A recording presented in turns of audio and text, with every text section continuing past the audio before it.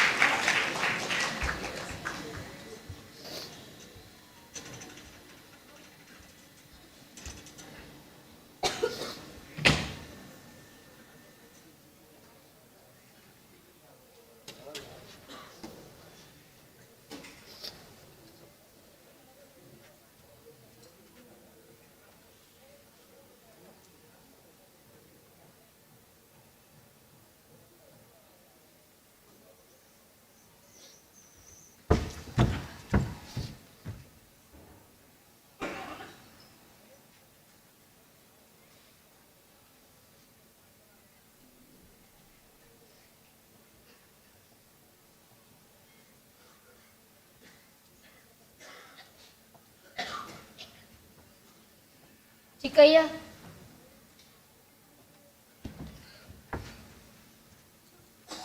तुझ्यासाठी आणली ती.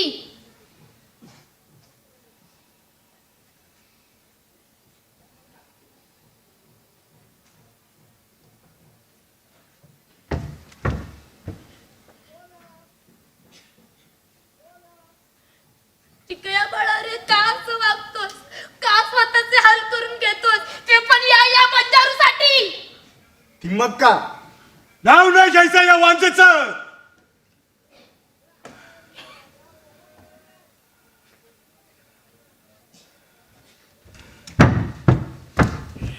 चिकैया, अजून किती दिवस वाट बघावी लागणार आहे आजोबा होण्यासाठी. अरे 10-12 वर्षांपेक्षा जास्त वर्ष झालेत ना लग्नाला. का नातवाचं तो न बघताच मारायचं ठरवलंयस तू?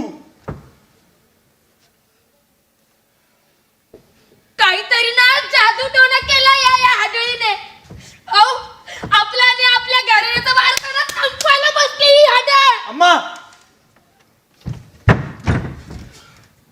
बघ, तू तिला अजून काही बोललेलं कपून नाही घेणार.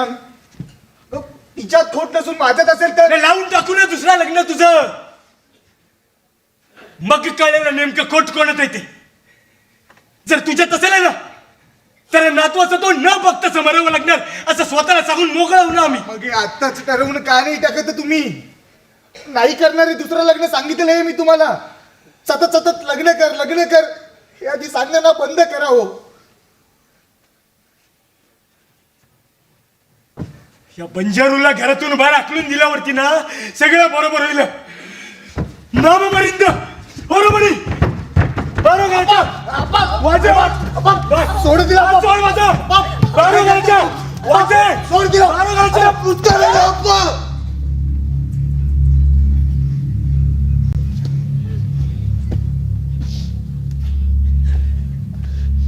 हात तर नाही लावायचा माझ्या इंदतीला.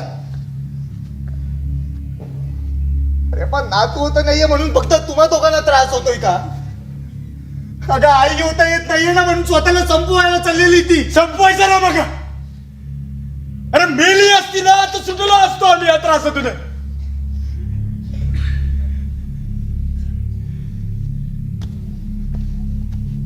गावातले लोक काय म्हणतात माहितीये? आम्ही एका नामर्दाला जन्म दिलाय. नामर्दाला.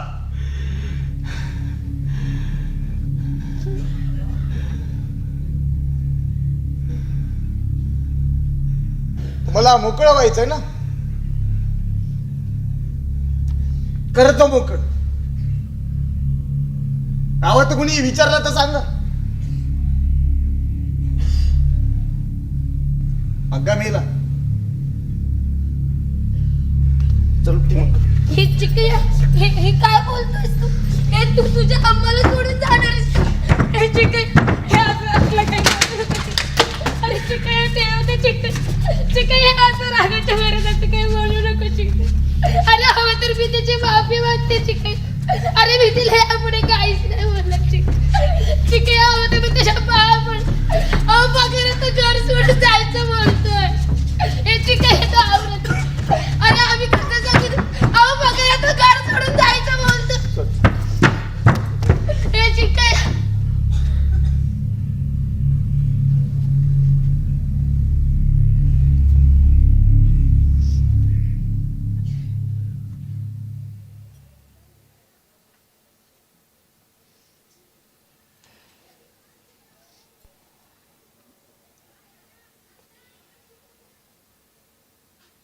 पडलेली आहे. तिला एकटं सोडून कसं जाणार?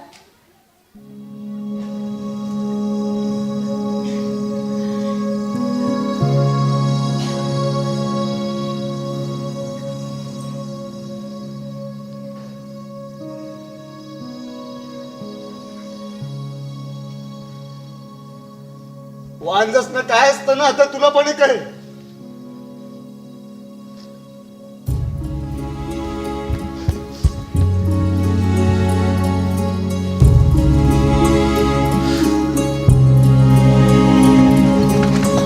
लेखक दिग्दर्शक साईराज घोलप, संगीत सौरभ सिद्धांत, नेपथ्य आणि प्रकाशयोजना सिद्धेश नांदलस्कर.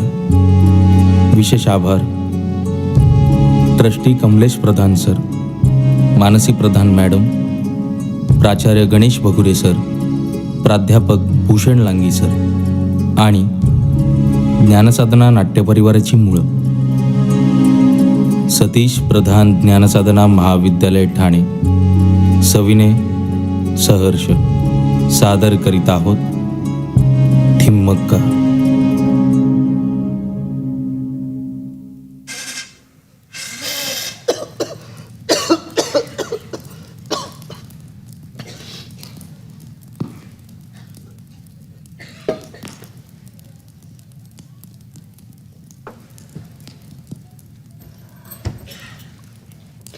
अय्यो, हे काय करताय तुम्ही?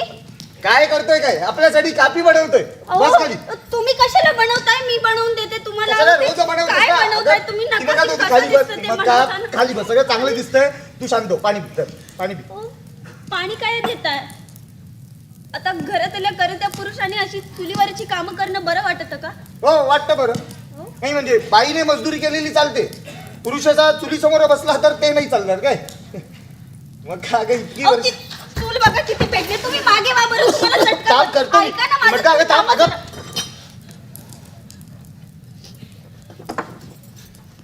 ए, अगं हात मागे घे चटका लागेल तुला ती मग का कळतं कसं नाही मागे घ्या अहो, रोजचं आहे माझं.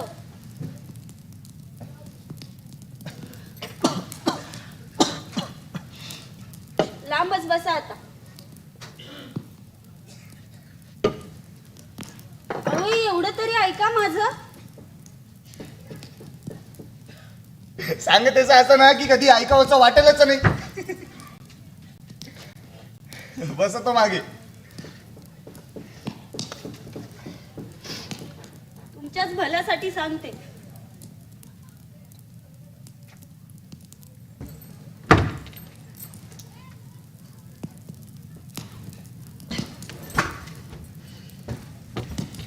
मग का दुसरं लग्न करून माझं काहीच भलं नाही होणार आहे मला एक चांगला नवरा बनवून कायम तिच्या सोबत राहायचं आहे अगं यात तर माझं भलं आहे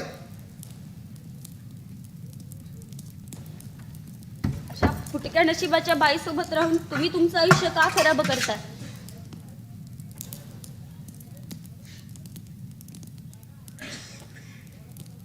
एखादं दत्तक मूल पण माझ्या नशिबात नाही हो.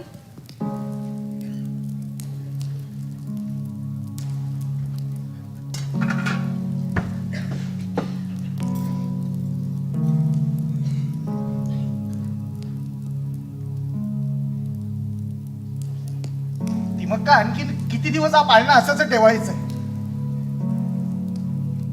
आता तूच मला सांग ना ईश्वरला त्याचे आई वडील घेऊन गेले याचा अर्थ आपण कुठे कमी पडलो का नाही ना का आपण आपल्या पोटाच्या पोरापेक्षा जास्त जीव लावला ईश्वरला आपलं मुलं समजून वाढवलं नाही 5-6 महिन्यात आणि नव्हतं होत मुलं आपल्याला इतकी वर्ष तरी हे गावातले लोक कोसतच होते ना ग आता वेगळं काय करतायत आई बाप व्हायचा प्रयत्न केला तरी पण कोसतायतच नालायक माणसं आहे ती मग का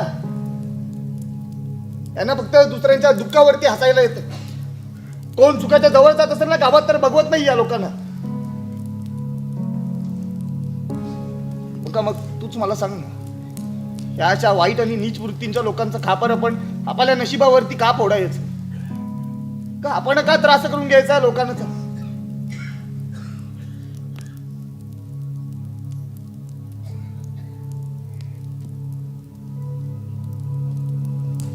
मग आपण काढून टाकूयात हा पार्ट आणि विसरून जाऊयात सगळं, नवीनच सुरुवात करूयात ना. आता मी अशाच जगण्याची सवय करून घेतली.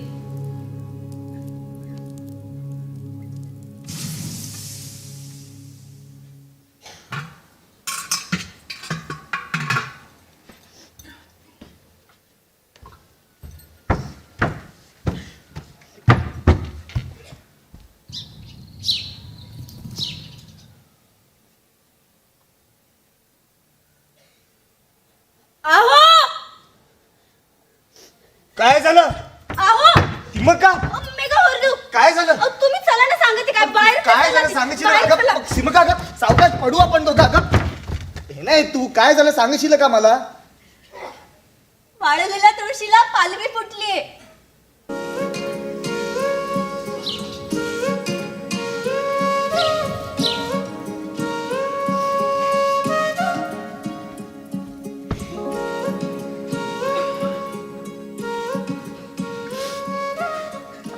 मी तुला बोललो होतो ना, तू याला रोज मनापासून पाणी घालत जा, नक्कीच पालवी फुटणार बघ. अहो तुम्ही सांगितलं ना तसंच केलं आणि देवाने ऐकलं माझं.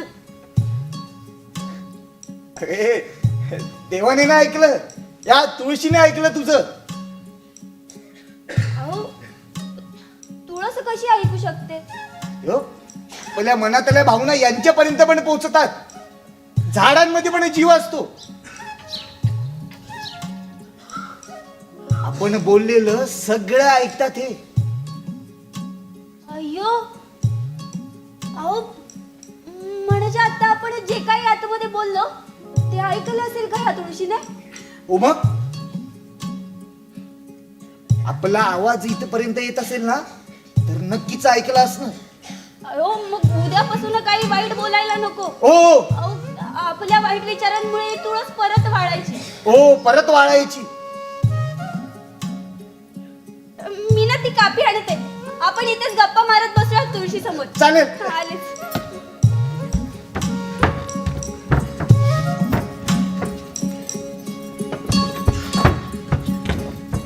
किंमत का आपण त्या तुळशीसाठी आता जसं वाईट बोलणं टाळतोय तसं अजून एक काम करूयात. हो हो करूयात ना. काय करायचं ते सांगा. त्या पालवी फुटलेल्या तुळशीसाठी आपल्या वाळलेल्या आठवणी सोडून देऊयात.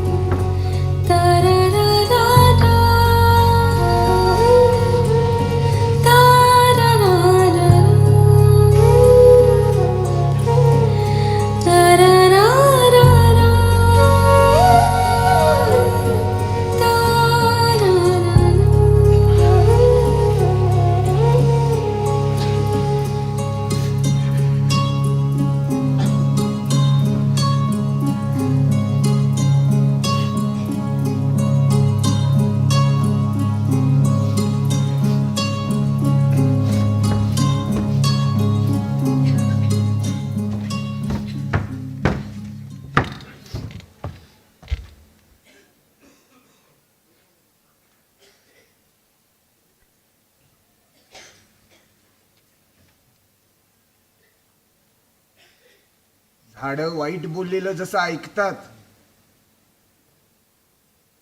तसंच वाईट गोष्टी बघतात सुद्धा.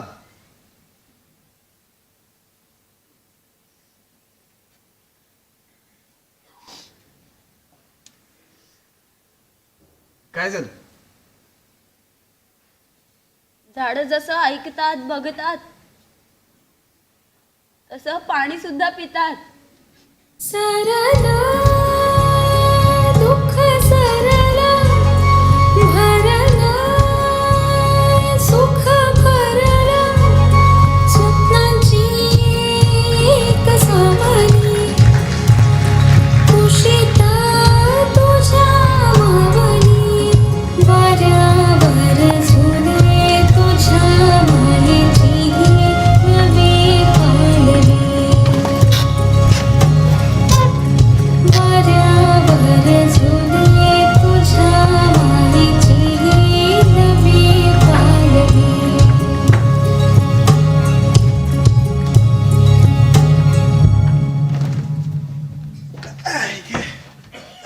ती बघ का आपण तिकडे लावूयात. चल. अहो, इतक्या लांब लावण्यापेक्षा आपल्याच इथे लावलं असतं कुठेतरी. हो, आपल्याला आपल्या गावातल्या लोकांनी लावून दिलं असतं. अहो, का नसं ते लावून दिलं? आता या रोपट्यामुळे अख्ख्या गावाला फायदा होणार आहे की नाही?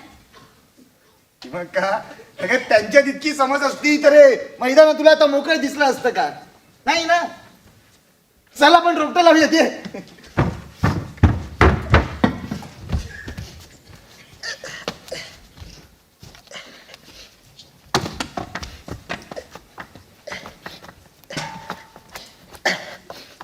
दे ते रोपट.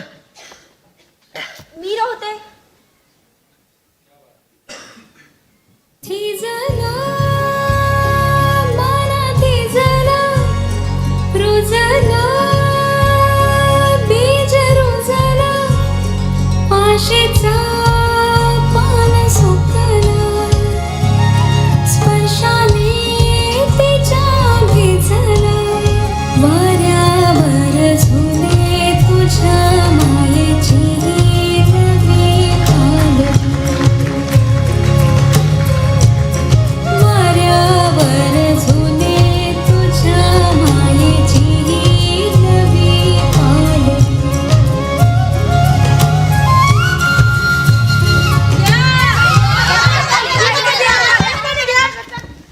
इथे काय मोठे मोठे अंडे कशाला आणता? तुमचे ना हंड्याचं फोडून टाकले पाहिजे. अय्यो, हे काय सकाळी पण पाणी घेऊन जाता, दुपारी परत पाणी घ्यायला येतं. नक्की इथं पाणी जातं कुठे? लक्ष्मी, मी या दोघांना उदूर गावात जाण्या रस्त्यात पाहिलंय. मला तर वाटत ना ही दोघे शेताला पाणी द्यायला जात असतील. शेतात पाणी, ते पण 4 अंडे भरून. अक्काला काय विहिरीत पडले का? तुमचे ना हंड्याचं मोठे तर मेंदू छोटे. झाडाला पाणी द्यायला जातो आम्ही. अय्यो, त्या रस्त्यावर एक पण झाड नाही आणि म्हणते झाडाला पाणी द्यायला जातो. अरे मुलं बाळ होत नाही येत ना, म्हणून या बंजारीच्या डोक्यावर ना परिणाम झालाय. परिणाम.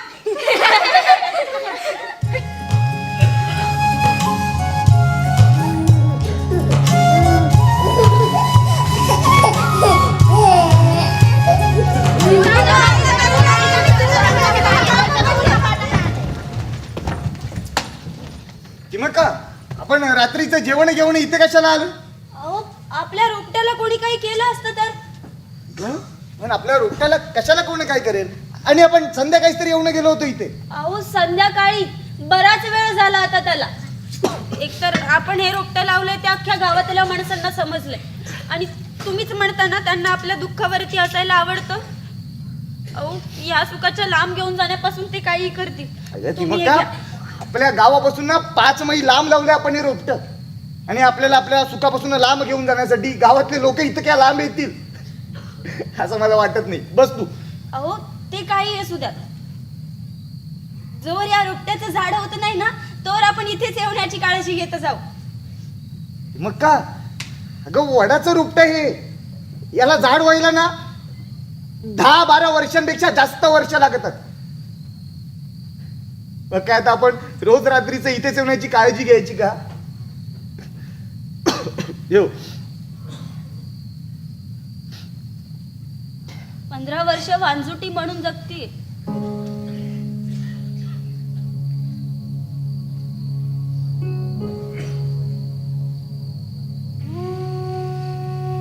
त्यामुळे या रोपट्याला वाढताना बघणारी ती 10 वर्ष ना फार कमी वाटतात.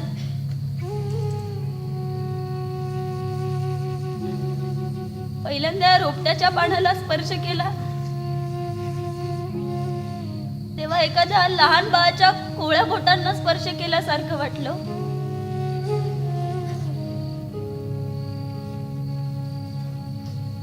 या रोपट्याच्या मुळाशी नाळ जोडल्यासारखी वाटते आता.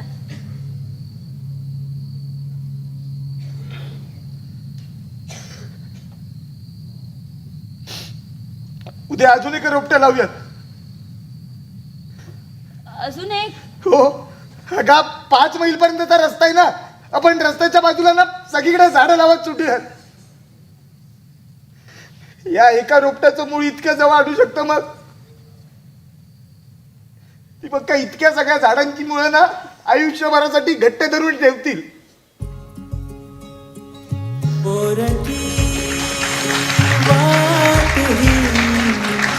सुटली गाठ ही उमलते बहरते मन माझे सोबतीने गवसले रंग हे नव्याने सरला सरला भरला भरला. बघा ना किती रडू दे. तिला खायला दिलं होतं हो दिलं होतं मी तिला खायला. माझ्या मुलाला माझ्यापासून लांब केलं. माझ्या घरात वाटलं वाटलं करून टाकलं. बरं झालं असतं.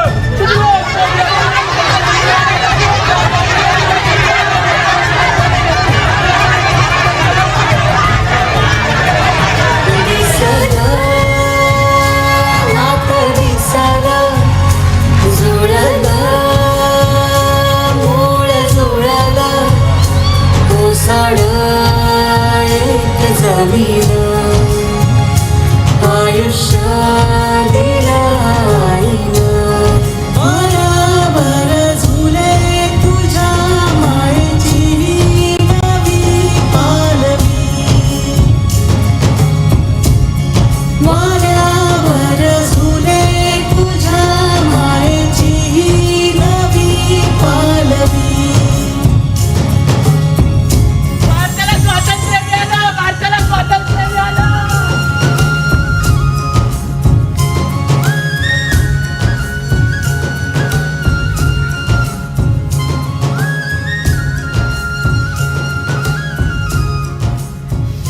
भारत माता की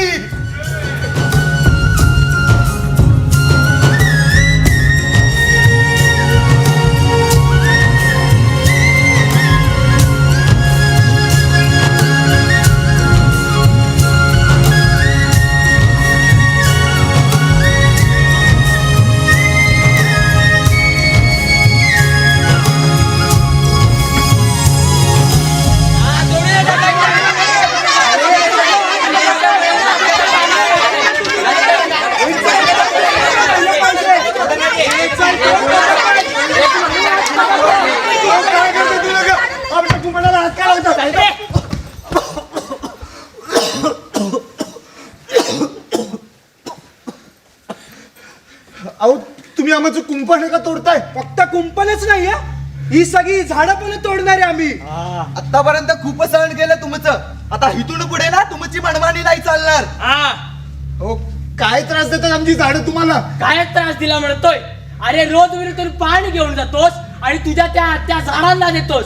आम्ही गावकऱ्यांनी काय करायचं मग? अहो या झाडांमुळेच या गावात पाणी येतंय. तुम्हाला काय वाटतं? हे सगळं तुमच्या या झाडांमुळे होतंय. अय्यप्पाची कृपा आहे ना, म्हणून पाऊस पडतोय गावात. हा काय बोलताय? अय्यप्पाची कृपा आहे? मग याआधी पण पडायला होता ना पाऊस. आताच गावात पाऊस का पडतोय सांगा?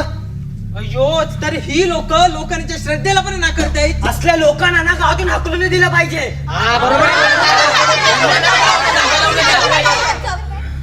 अहो फक्त झाडं लावली म्हणून. फक्त झाड न सांगता कुंपण पण लावलं तुम्ही त्या झाडांना. तुमच्या या कुंपणामुळे माझी जनावरं जखमी झाली. अहो आम्ही तुमच्या जनावरांना प्यायला पाणी आणि खायला चारा ठेवतो पुढच्या रोडच्या बाजूला. तरी पण जनावरांना आमच्या झाडांजवळ का सोडता? तुमची झाडं तुमच्या स्वतःच्या जमिनीवर लावलीत काही झाडं. अरे भीमप्पा, या दोघांना कोण काय बोलत नाहीत ना, म्हणून ही दोघांना गैरफायदा घेतात आपला.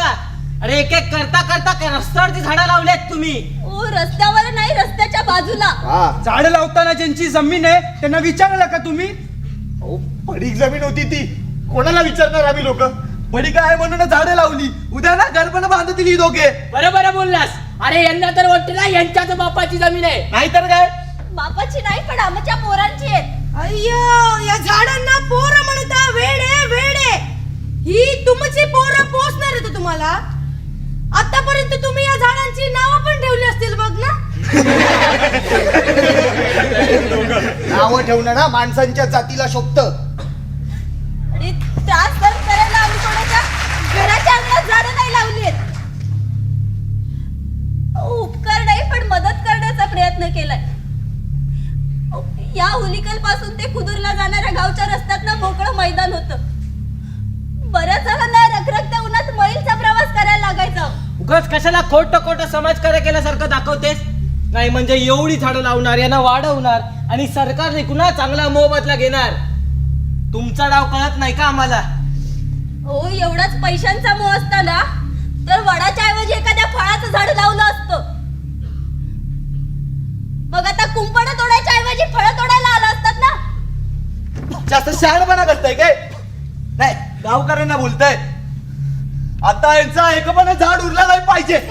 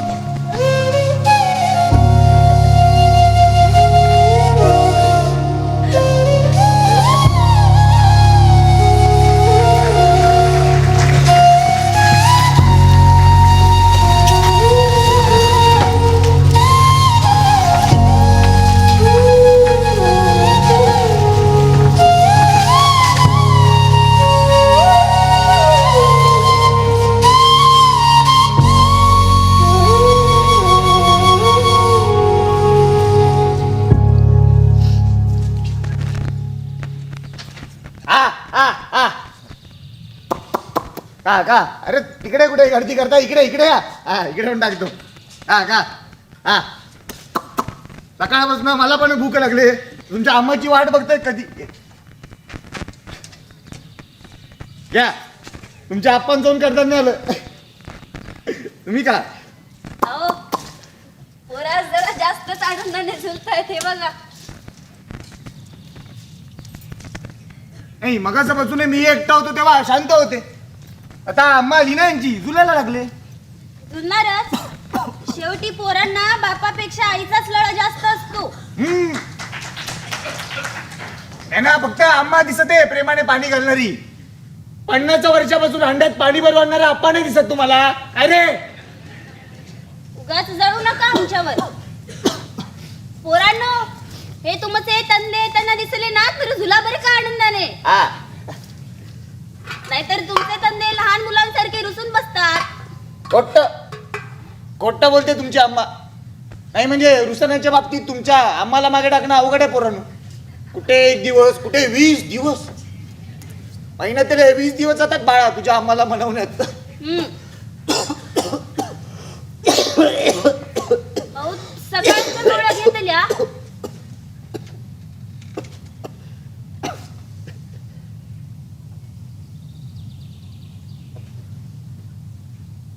आत्ताच 20 दिवस संपले होते, परत सुरू झाले.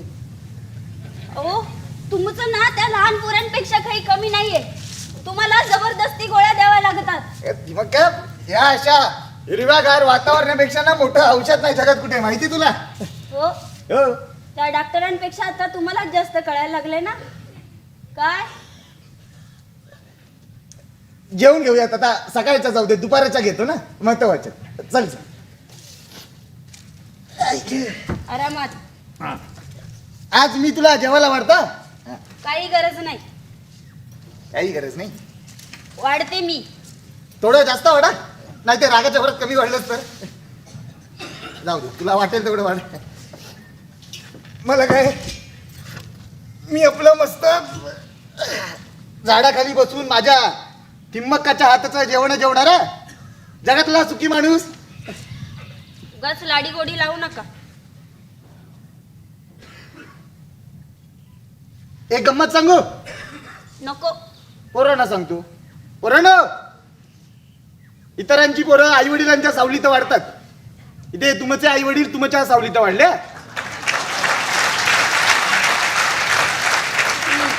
धन्यवाद गळू.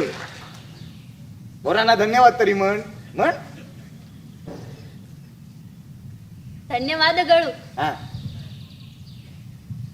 तुम्हालाही. अरे बापरे, संसाराच्या 70 वर्षानंतर तुला मला आज धन्यवाद का म्हणावंसं वाटलं. कारण संसारात येणारं कोणतंही संकट एकमेकांवर ढकलण्यापेक्षा ना त्यातनं आपण बाहेर कसं पडायचं याचा विचार करायचा असतो.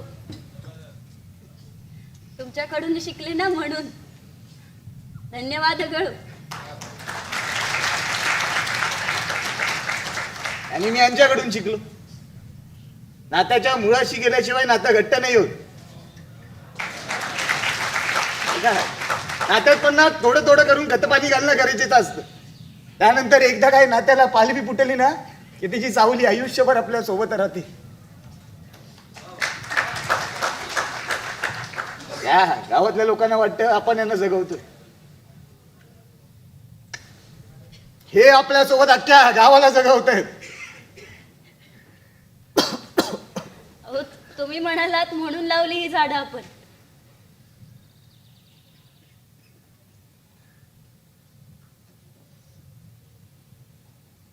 आजामुळे नाही ग.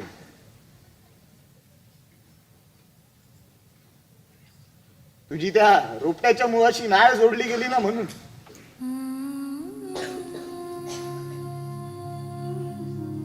ती मग का तू अख्ख्या जगाला दाखवून दिलंस. आई होण्यासाठी गर्भाची नाही मातृत्वाची गरज असते.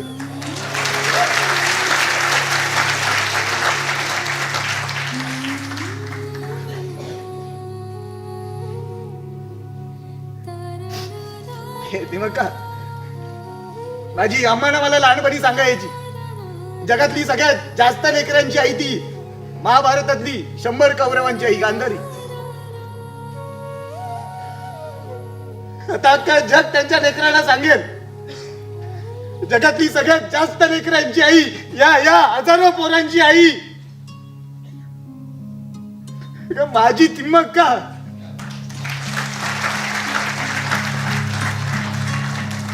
आणि तुमचं काय, तुमच्यासारखा बाप आणि नवरा मिळायला पण नशीब लागतं. ते प्रत्येक पुरुषाच्या पाठीशी असलेली स्त्री सगळ्यांना दिसते, पण एका स्त्रीच्या पाठीशी असलेला पुरुष कोणालाच दिसत नाही. अहो तुम्हाला एक गंमत सांगू. असं म्हणतात की वडाच्या झाडाला 7 फेरे मारल्यानंतर ना बाईला 7 जन्मी तोच नवरा मिळतो.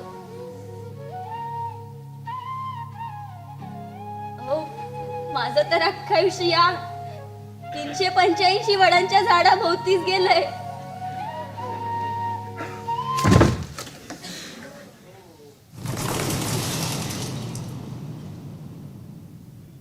स्वप्नांची सावली कुशिता तुझ्या बावली पालवी वाळली हो, ओसाडा झाली माऊली पोरकी वाटही सुटली गाठही पोरकी वाटही सुटली गाठही स्वप्नाची सावली कुशिता तुझ्या मावली स्वप्नांची सावली कुशिता तुझ्या मावली कुशिता तुझ्या मावली.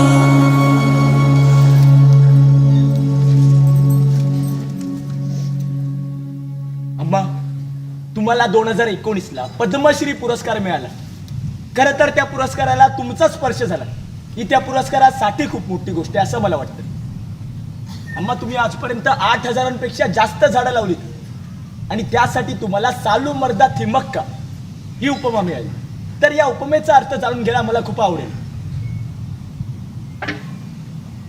चालू मर्दा म्हणजे एका रांगेतली झाडं आणि थिमक्का म्हणजे वृक्षमाता. ही झाडं आपल्याला बरंच काही देतात ना, पण त्यासोबत त्यांनी मला ओळख दिली. हे मला मिळालेले सगळे पुरस्कार हे यांचेच आहेत. कधी काळी कोणीतरी मला म्हणालेलं की या झाडांना तू पोरं म्हणतेस, ती पोरं पुढे जाऊन तुला पोसणार आहेत का?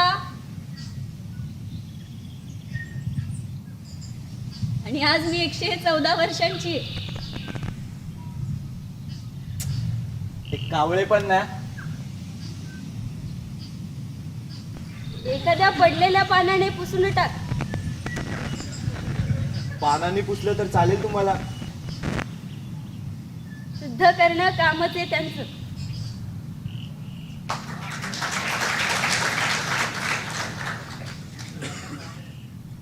अम्मा, तुमच्या या झाडांमुळे तुमच्या गावातल्या लोकांना, आजूबाजूच्या गावातल्या लोकांना याचा किती जास्त फायदा होत असेल या त्यांना सुद्धा माहिती नसेल. अम्मा, माफ करा, आम्हाला असं कळलंय की तुमचं शिक्षण झालं नाही, पण तरी सुद्धा एका सुशिक्षित माणसाला सुद्धा लाजवेल तुम्ही असं काम करून टाकलं, तर ते कसं काय शक्य झालं? शिक्षण घेतलेले सगळेच सुशिक्षित नसतात. नाही म्हणजे आता आपण घेतलेल्या शिक्षणाचा फायदा या आपल्या आजूबाजूच्या समाजाला होतच नसेल, तर त्या शिक्षण घेतलेल्या व्यक्तीला सुद्धा अशिक्षितच म्हणावं लागेल ना. अम्मा, आता शेवटचा प्रश्न विचारतो. या 80 वर्षात उभारलेल्या साम्राज्याबद्दल तुम्हाला काय वाटतं?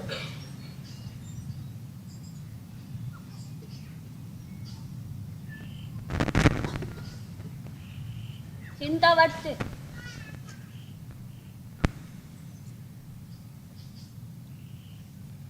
कसली चिंता वाटते अम्मा? मी गेल्यानंतर एखादा बुलडोझर माझ्या मुलांवरती चढण्याची.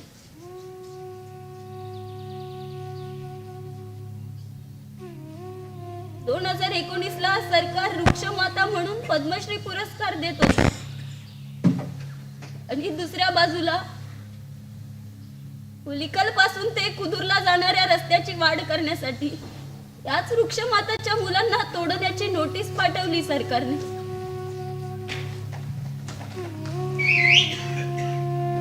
तुमच्यापर्यंत पुरस्कार पोहोचला, नोटीस नाही पोहोचली.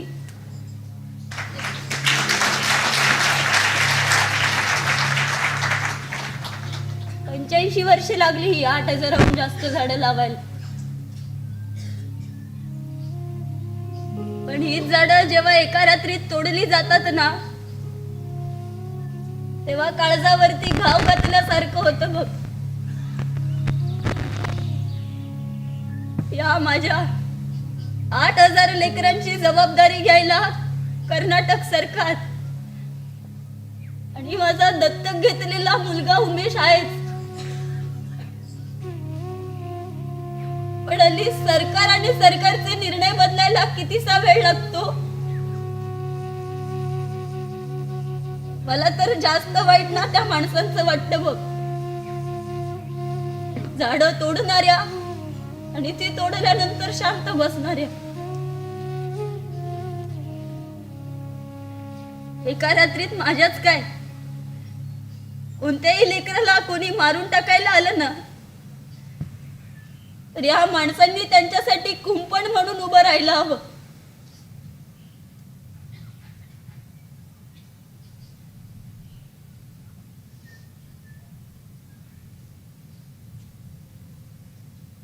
मला भेटायला येणाऱ्या प्रत्येकाला मी एक एक रोपटं देते.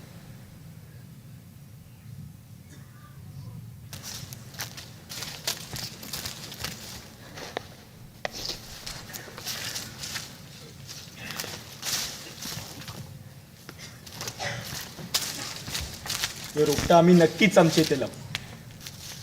आणि हो, फक्त लावणार नाही तर जगू सुद्धा.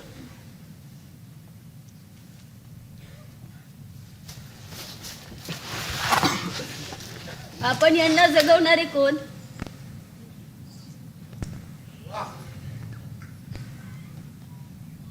त्यांचे ते जगतात.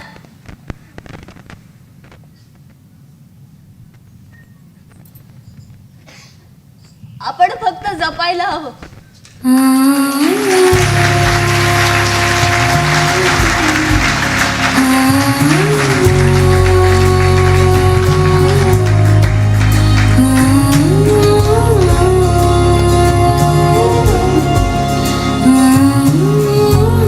भारताच्या वृक्षमातेला भावपूर्ण आदरांजली. सतीश प्रधान ज्ञानसाधना महाविद्यालय ठाणे सविनय सहर्ष पेरत आहोत सालू मर्दा थिम्मक्का.